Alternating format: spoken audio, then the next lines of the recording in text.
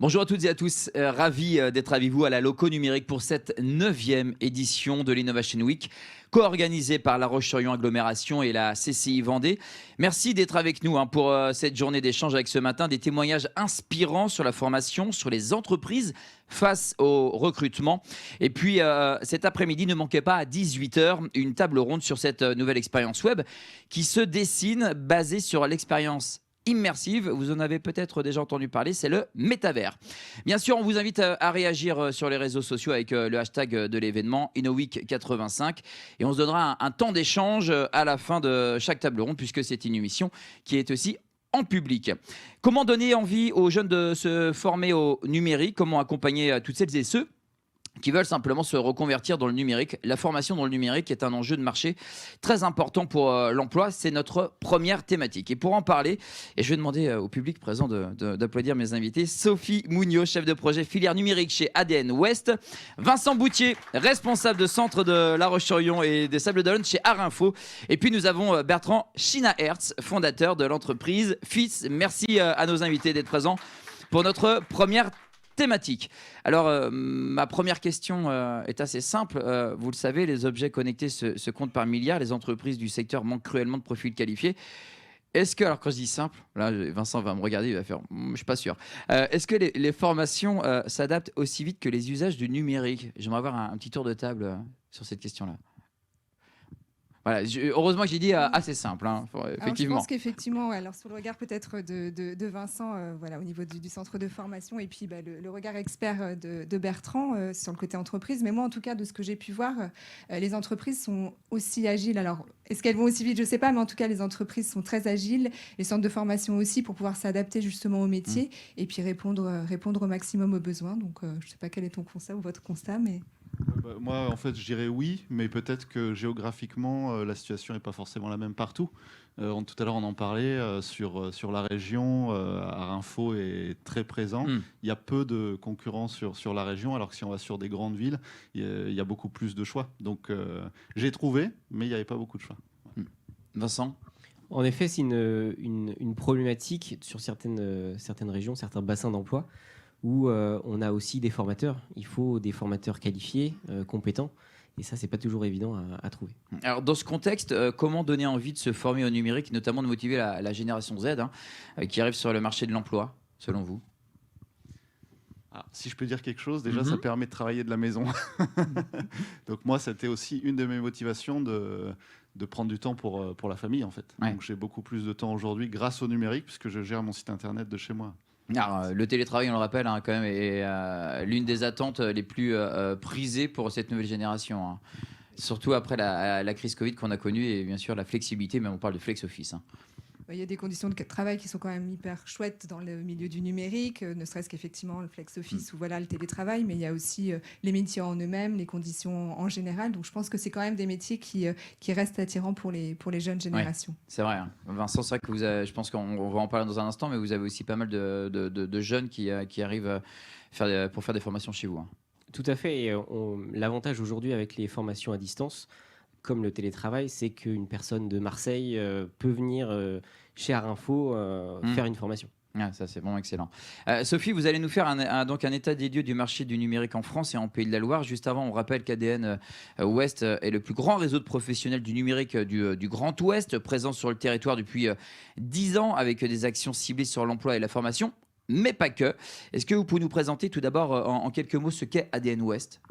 Alors effectivement, ADN Ouest, c'est agir pour le développement du numérique, donc territoire Pays de la Loire et Bretagne. Aujourd'hui, c'est le plus grand réseau donc, du territoire Grand Ouest. On a actuellement 650 structures adhérentes, ça représente environ 4200 personnes. Et donc, comme vous avez pu le dire, on agit effectivement pour l'emploi et la formation, mais pas que. Nous, c'est un réseau d'adhérents experts du numérique, donc on travaille avec eux et pour eux, donc pour agir pour l'emploi, pour soutenir l'innovation, pour développer aussi tout ce qui est la partie RSE et puis accélérer la transition numérique. Donc voilà, ça fait les 4 items que l'on peut porter auprès d'ADN Ouest. Et puis l'idée au quotidien sur tous les sujets du numérique en règle générale, et ben, quand il y a des actus, on essaye de créer des événements, de faire la rencontre aussi au niveau de nos adhérents.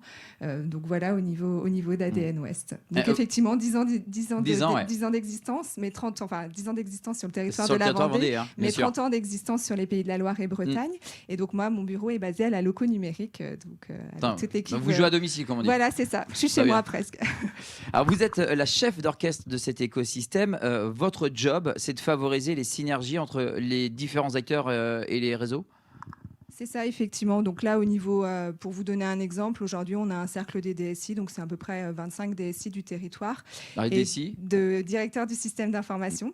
Excusez-moi, c'est vrai que des fois, on est un peu dans notre jargon. Oui, voilà, il faudra. Et donc, on s'est rencontrés en juin dernier, et donc plein de sujets, dont le recrutement. Et donc, l'idée, c'était aussi de répondre à leurs besoins. Donc, on est en train d'essaimer plein de sujets. On se rencontre aussi entre experts, parce qu'il y a des bonnes pratiques qui peuvent échanger. Donc, en fait, ADN Ouest, c'est aussi de se rencontrer entre pairs pour pouvoir échanger sur des sujets, le recrutement, sur d'autres sujets. En ce moment, c'est la data qui est plutôt dans le cœur d'actualité. Donc, qui est une mine d'or pour les entreprises, on le rappelle. C'est ça. Enfin, oui, c'est ça. Je pense que certains en ont conscience, d'autres, c'est plus compliqué. Mais effectivement, selon le niveau de maturité, c'est ces échanges qui sont riches entre adhérents.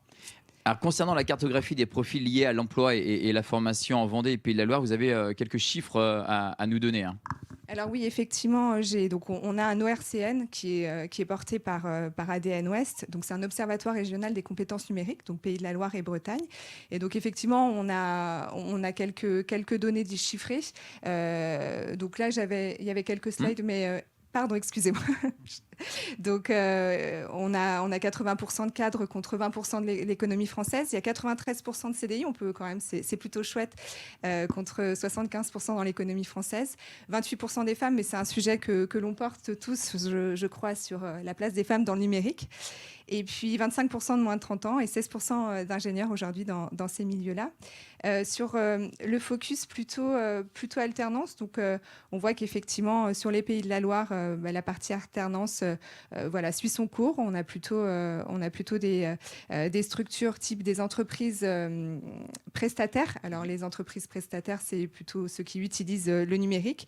Et c'est vrai qu'effectivement aujourd'hui l'alternance, en plus l'État a aussi donné des aides pour pouvoir faire de l'alternance. Donc l'alternance fonctionne plutôt bien. Et puis le dernier sujet que l'on avait, c'était attirer les jeunes femmes vers le numérique, puisqu'aujourd'hui, c'est vrai que on se rend compte que les jeunes filles ont plutôt des belles compétences, autant que les hommes. Et en fait, parfois, elles se sentent pas toujours légitimes. J'étais dans un lycée la semaine dernière au Sable d'Olonne, et en fait, ils essayent d'essaimer au sein des lycées pour donner envie à ces jeunes femmes de venir dans le milieu du numérique, mais c'est pas toujours si simple que ça. Donc, on a quelques exemples avec Vincent où on lance le sujet dans des collèges vendéens sur du girls art coding, on appelle ça, mais effectivement, on va en parler, on en parlera après. Mais voilà, c'est des sujets où on essaye d'essaimer. On essaye aussi d'essaimer. On a un safari des métiers là qui a démarré ce matin. Donc, on a une trentaine de personnes qui sont parties en bus avec des organismes de formation et des entreprises qui seront présentes cet après-midi aussi pour pouvoir parler de ces métiers du numérique, les rendre accessibles. Donc voilà. Alors, on voit 7% des jeunes femmes se lancent dans la formation du numérique. Selon vous, quels sont on va dire, les freins, quelles sont les idées reçues que peuvent avoir ces jeunes femmes à l'idée de se lancer dans une formation du numérique? Pourquoi est-ce que c'est si masculin, finalement? Je pense qu'il y a la casquette. Alors, Vincent sera peut-être le mieux placé, mais je pense qu'il y a effectivement le côté scientifique et mathématique, en fait, dans les clichés de ces métiers-là, et qui finalement ne sont pas vraiment la réalité, mais ça reste dans les clichés. Donc, on essaye aussi de dépoussiérer ce sujet-là sur ces métiers-là. Je ne sais pas, Vincent, tu en penses quoi? En effet, donc la formation qui a été longtemps orientée garçon sur les mathématiques, le côté scientifique, mais ce qu'on remarque aussi, c'est que quand on parle de développement web, on voit tout de suite des gamers dans le noir avec leur capuche sur la tête, et en fait, il y a beaucoup de femmes qui ont du talent et qui peuvent prétendre à ce type de formation en tout cas. Alors, quand on voit quand même aussi les équipes de e-sport, parce que le e-sport est devenu donc un phénomène incroyable, on voit où il y a quand même pas mal de jeunes filles et de jeunes femmes qui font partie de ces équipes. Alors, c'est vrai que c'est la grande majorité des garçons, mais il y a quand même des jeunes femmes qui font partie de ces équipes. Oui, tout à fait. Ça commence tout doucement et c'est plutôt intéressant aussi cette mixité. Et on le voit notamment dans nos formations. Là, on a une personne qui est entrée il y a 3 mois sur un titre de concepteur designer UI, qui est fan de gaming et qui va faire ses stages dans des entreprises de gaming. Alors plutôt sur Nantes, parce qu'en Vendée, il n'y en a pas énormément. Mais elle a réussi à décrocher des stages là-bas. Très bien. Alors, développer la filière numérique passe par des actions organisées en région sur la valorisation des métiers et des formations. Quel type d'action mène ADN Ouest ? Alors ADN Ouest, donc j'en ai plus ou moins parlé tout à l'heure. Aujourd'hui, on est sur cette partie Safari des métiers. C'est une première édition. ADN Ouest fait déjà ça depuis 5 ans sur tout le territoire Pays de la Loire et Bretagne, avec des belles réussites sur les territoires de Nantes et de la Bretagne. Là, c'est vrai qu'aujourd'hui, on attend une centaine de personnes se sont inscrites sur toute la journée. Donc on peut se dire quand même que les métiers du numérique attirent quand on connaît le taux de chômage et parfois les difficultés à faire venir les gens, parce que je pense que la difficulté aujourd'hui, elle est plutôt là. Et puis on fait aussi donc Girls Are Coding. Donc c'est ce que j'expliquais tout à l'heure. Donc là, c'est une journée complète où on va proposer à des jeunes collégiennes. Donc on a une quarantaine de collégiennes. Donc moi, j'anime pas ça toute seule, c'est avec nos adhérents toujours. Donc entre autres Vincent, à Rinfo qui est adhérent d'ADN Ouest. Et donc sur une journée complète, donc on a 4 ateliers, des ateliers tournants où on va faire de la sensibilisation et de l'initiation à la cybersécurité et aux réseaux sociaux. On fait de l'initiation au code. Il y a un atelier de présentation des métiers du numérique en version un peu Montessori, plutôt ludique avec les jeunes filles. Et puis, il y a de l'initiation aussi à la réalité virtuelle.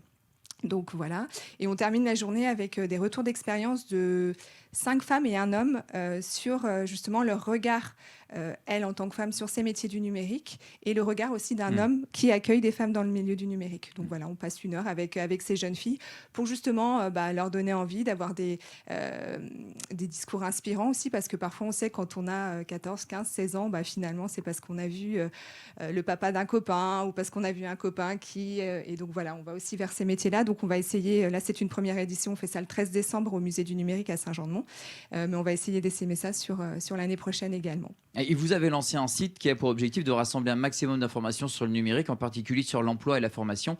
On peut rappeler l'adresse du site qui va s'afficher à l'écran. Vous pouvez nous en dire quelques mots de ce site ? Oui, alors le site, ça s'appelle ADN Library. Donc c'est un centre de ressources avec une première brique sur la partie emploi et formation. Et effectivement, l'idée, alors là aussi, c'est avec nos adhérents et avec tout l'écosystème, on n'avait pas aujourd'hui de lieu unique où on pouvait retrouver l'information justement sur ces métiers du numérique, d'infographie, de vidéo. Et donc, avec notre réseau d'experts, on a créé ce site-là depuis le mois d'avril, donc c'est tout récent. Et donc, vous pouvez trouver, c'est une mine d'or, puisque vous pouvez trouver effectivement toutes les ressources en termes de métiers pour pouvoir vous y retrouver. Il y a 4 catégories de familles, donc ça, c'est plutôt sympa aussi, parce que parfois, il y a tellement des métiers différents, avec des anglicismes parfois où on n'y comprend pas toujours quelque chose. Donc voilà, c'est aussi pour démystifier tout ça.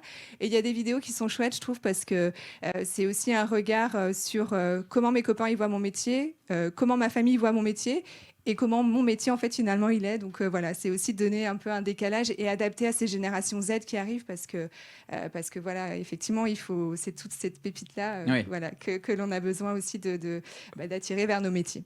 Alors avec Vincent, on l'a compris, vous avez l'habitude de travailler ensemble, vous faites des sensibilisations pour les prescripteurs de l'emploi. Vous serez présent pour l'événement, on l'a compris, Girls and Coding, Vincent. Directeur d'Arinfo La Roche-sur-Yon et les Sables d'Olonne, centre de formation donc spécialisé dans les métiers du digital et du numérique. Est-ce que la tendance est à la hausse en termes de demande de formation ? Alors si on part des chiffres, ça va être très parlant. Quant à Arinfo Vendée, en tout cas, La Roche-sur-Yon a ouvert en 2014. On avait une trentaine de personnes formées. Et là, on arrive plus autour de 150, 170 personnes année. Donc, c'est plutôt une belle augmentation en termes de candidats. Et pour tout vous dire, moi, je suis un peu débordé parfois, certaines journées où j'ai plusieurs appels de personnes de chez Pôle emploi ou des personnes en reconversion qui m'appellent pour me demander des informations sur les formations qu'on propose. Et vous avez eu combien de formateurs ? On a 6 formateurs en CDI et on fait appel à des prestataires externes quand on n'a pas les compétences en interne. Combien de personnes vous accompagnez chaque année? Ça représente combien, Ce que à peu je près? disais, c'est entre 150 et 170 personnes, avec 3 typologies principales. Des personnes qui sortent du bac, par exemple. D'accord. Donc ça, c'est les profils. OK. Un premier profil, des demandeurs d'emploi qui veulent soit s'orienter vers un titre complet professionnel, un titre professionnel, ou alors une remise à niveau sur de la bureautique, par exemple. Mhm. Et également des salariés qu'on accompagne dans les entreprises. Les Ouais. entreprises nous font confiance pour les monter en compétences. Ouais, donc on va en parler dans un instant. Des formations pour quel métier? Parce qu'on parle des formations, mais pour quel métier in fine? Chez Arinfo, on a 3 domaines principaux. On a tout ce qui est bâtiment architecture avec du dessin 2D, 3D. Ça, c'est pour le premier domaine. Le second, c'est la communication graphisme, donc avec tous les métiers chargés de communication, graphiste, web designer.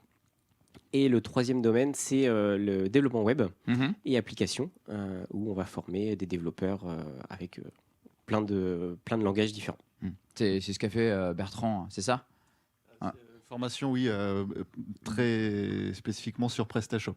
Donc, Très bien. Alors justement, on va en parler dans un instant de l'histoire, du parcours de Bertrand. Certains viennent vous voir donc, pour une reconversion professionnelle, comme ce fut le cas pour lui, qui va nous raconter donc, son histoire. Mais est-ce que la rupture conventionnelle ou la démission, est-ce qu'elles sont le dernier recours pour se reconvertir? Je ne conseille pas la démission, ça implique beaucoup de choses, et notamment en termes familial et de salaire. Ça peut être très compliqué. Par contre, il y a des dispositifs quand on est en emploi. Mhm. Par exemple, le Transition Pro pour évoluer sur un autre métier.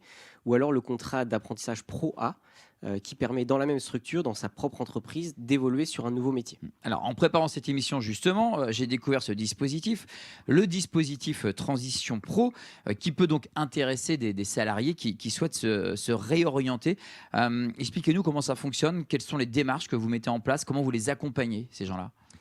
Généralement, le salarié vient vers nous sans en avoir parlé à son employeur. C'est toujours un peu secret et délicat à annoncer à son employeur qu'on veut se reconvertir et partir donc de la société. Là, ce qu'on conseille aux personnes, c'est de faire un bilan déjà avec Transition Pro, Pays de la Loire. Il y a un site internet qui est très bien fait. Il suffit d'appeler.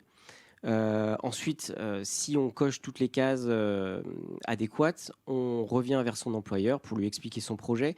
Et ce que je dis souvent, c'est n'ayez pas peur de votre employeur. Si vous restez malgré vous dans une entreprise, c'est ni bon pour vous, ni bon pour lui. Donc au final, il vaut mieux essayer ce dispositif-là.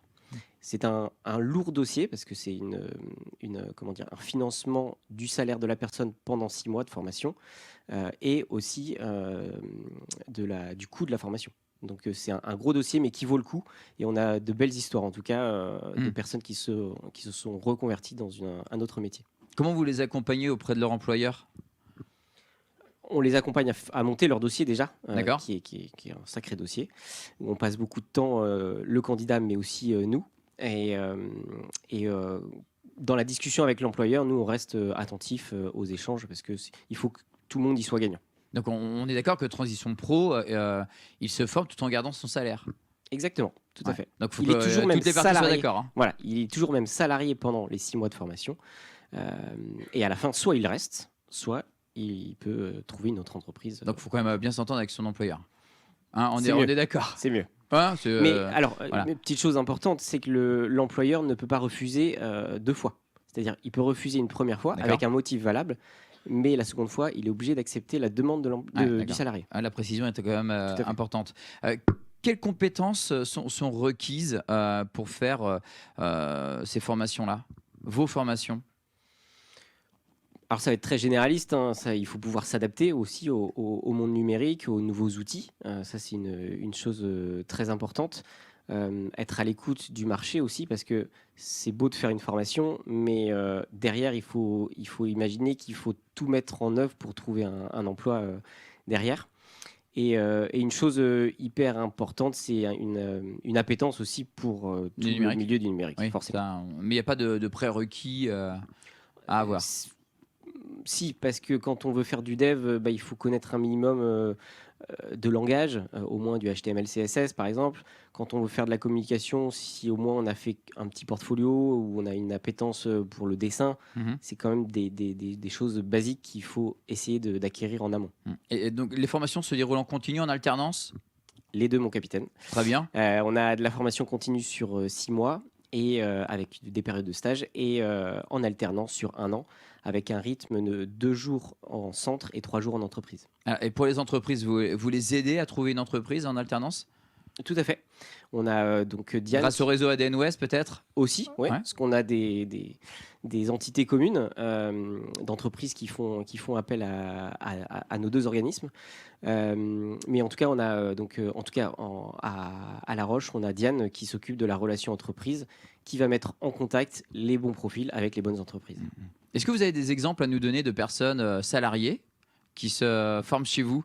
Juste pour qu'on comprenne bien comment ça fonctionne. Je repars sur transition pro, mais ça m'intéresse. Tout à fait. On a une personne qui est actuellement donc dans un grand groupe de pergola, véranda. D'accord, On va ok. pas citer de nom. On aura deviné. Ouais. Dans un service De nous-mêmes. administratif et qui voyait ses collègues du bureau d'études réaliser tous ces plans en 2D, 3D pour les permis de construire, par exemple.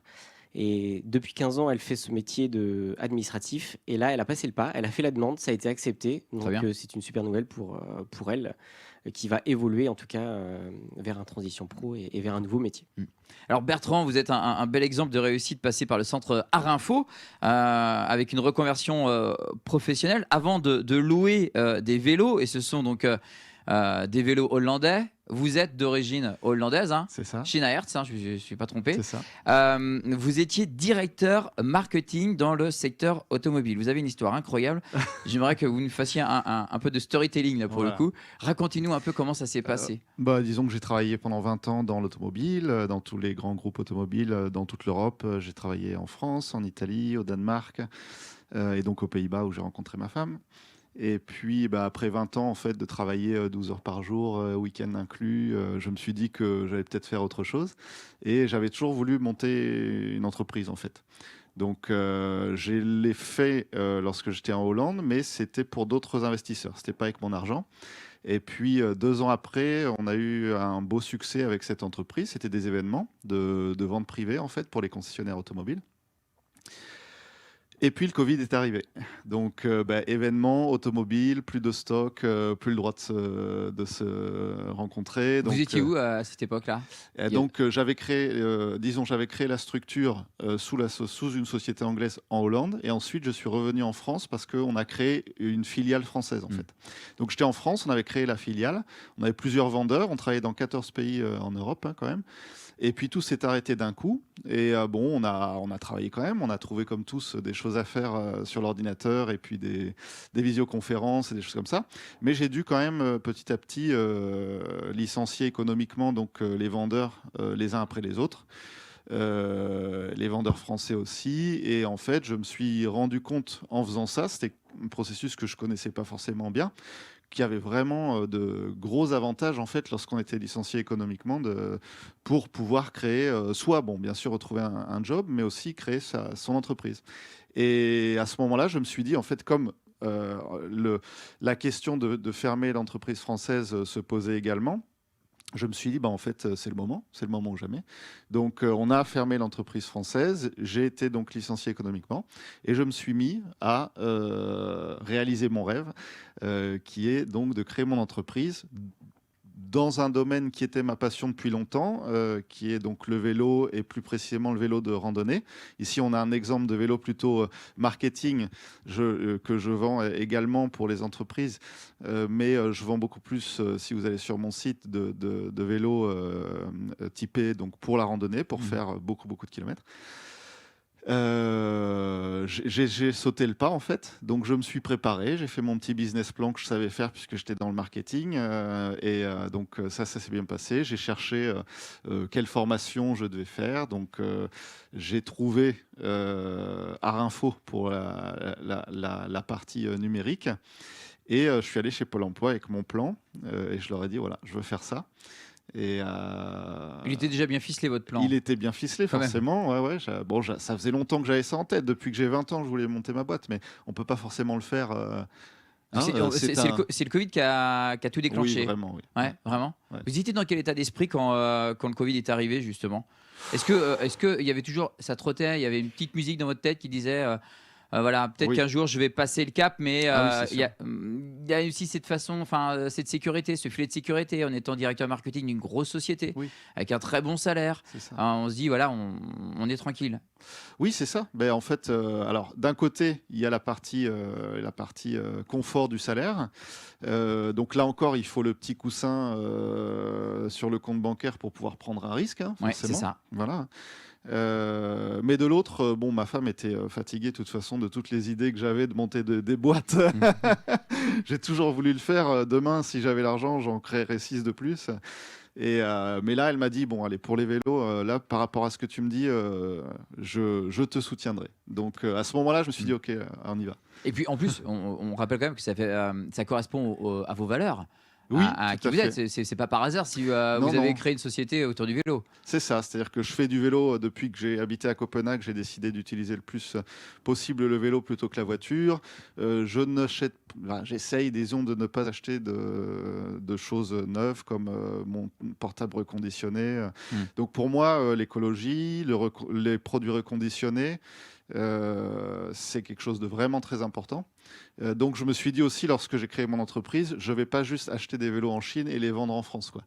Et c'est pour ça que voilà, c'est plus difficile, mais je vais chercher les vélos en Hollande, je les reconditionne moi-même, puisque à côté de la formation Art Info, j'ai fait aussi une formation donc technique de technicien cycle. Et puis le seul vélo neuf que j'achète quand même, c'est ce vélo en bois Qui s'appelle le Sandwich Bike. Sandwich Bike. Pourquoi Sandwich Bike? Ben, en fait, c'est 2 planches de 15 lamelles de hêtre qui sont, disons, assemblées sur un cadre. Donc, en fait, c'est comme un sandwich. Et ce sont donc... c'est un vélo qui... Ça va, hein, c'est acceptable. Hein. C'est un peu la même technique qu'un skateboard. J'irai faire un tour après tout à l'heure. Et ça vient d'une forêt en Allemagne qui est gérée écologiquement également, créée par un designer hollandais. Et donc, c'est le seul produit, seul vélo neuf que je vends. Voilà. Il est top. Hein. Voilà, merci. C'est vous qui l'avez designé ou vous avez fait appel à quelqu'un? Alors, donc le designer de l'objet en lui-même est hollandais, je le connais. C'est pour ça que je suis venu à vendre son vélo. Mais en fait, oui, je peux faire le design du sticker qui peut se mettre sur le vélo, puisque ça reste un vélo qui est aussi peu pratique que beau, hein, il faut le dire. Hein. C'est pas pour partir en randonnée. C'est plutôt un vélo de communication, marketing, pour des entreprises qui veulent soit le laisser en tant qu'objet dans un hall d'entrée, par exemple, ou alors l'utiliser sur des petits trajets entre sites, entre bureaux d'un même site, par exemple. Voilà. D'accord. Ok. Et donc, il est logoté. Donc, qui peut être logoté. Et ça, je le fais sur Photoshop grâce à la formation Photoshop. Alors, que j'ai justement, faite chez Art Info. comment s'est passée la rencontre avec Art Info? Vous habitez où à ce moment-là, d'ailleurs? Sable-d'Olonne. Sable-d'Olonne. Donc, vous regardez sur Internet. À l'île d'Olonne, exactement. Et vous appelez Vincent. Et comment ça s'est passé? Alors à l'époque, c'était pas Vincent, c'était Alexandre. Et en fait, voilà, j'ai cherché, j'ai trouvé plusieurs noms. Bon, c'est un petit peu la recherche que tout le monde ferait sur Google, de savoir si une entreprise est assez sérieuse et grande, petite, etc. Et puis en fait, j'ai vu qu'ils avaient des locaux au Sable-d'Olonne, justement. Donc je les ai appelés, je leur ai demandé si je pouvais venir parler avec eux. J'ai parlé avec le directeur, c'était même Alexandre à l'époque au Sable-d'Olonne. Le courant est très bien passé. J'ai compris qu'ils avaient l'habitude aussi de travailler avec Pôle emploi. Pour moi, c'était important puisqu'il fallait que ce soit une formation qui soit prise en charge. Voilà, c'est ça. Donc j'ai compris que c'était une entreprise sérieuse. Et ensuite, en allant chez Pôle emploi, ils m'ont confirmé que c'était une entreprise avec qui ils travaillaient souvent. Donc Et comment est-ce que vous avez été accompagné alors par Art Info? Comment s'est passée la formation? C'était génial parce que je m'imaginais en fait, faire une formation avec 20 personnes et puis faire des choses, des jolis dessins sur Photoshop ou sur Photoshop ou disons des sites internet qui n'étaient pas forcément dans mon projet. Et en fait, j'ai fait une formation seul pratiquement. J'étais le plus souvent seul avec le formateur. Et si je prends Photoshop par exemple, j'ai travaillé sur ma charte graphique, sur mon logo, j'ai tout créé pendant la formation. Et, Ça vous a fait gagner du temps. ah mais c'est extraordinaire, du temps et de l'argent. Mm. Et la même chose pour le site internet, en fait, que j'ai fait donc sous PrestaShop. C'est eux déjà qui m'ont conseillé d'aller vers PrestaShop plutôt que WordPress par rapport à ce que j'allais vendre. Et j'ai créé la structure de mon site pendant je crois que c'était 1 mois, c'est ça, de formation PrestaShop. Voilà. Donc c'était vraiment super. Donc c'est vraiment intéressant de voir la manière dont vous travaillez aussi avec les porteurs de projets. C'est que c'est de la formation personnalisée, quoi. Alors, quand on peut, oui. Ouais. Et surtout quand on a une personne comme Bertrand qui a les idées claires et qui sait ce qu'il veut. Pour nous, c'est beaucoup plus intéressant de partir de ses envies, de ses objectifs et d'aller vers son objectif pour le réaliser. Et là, on a la chance d'avoir des formateurs passionnés, hein, Olivia et Philippe. En tout cas, Olivia sur la partie graphisme et Philippe à l'époque sur le dev et PrestaShop, qui l'ont beaucoup aidé. Je sais qu'ils sont encore en contact dès qu'il y a parfois des petits bugs, c'est ça. car ça peut arriver, hein, bien sûr. Ouais. Mais c'est important de partir en tout cas du besoin de la personne. Alors, on le rappelle, hein, effectivement, la thématique de cette table ronde, former au métier du numérique, c'est un enjeu majeur pour les entreprises du secteur.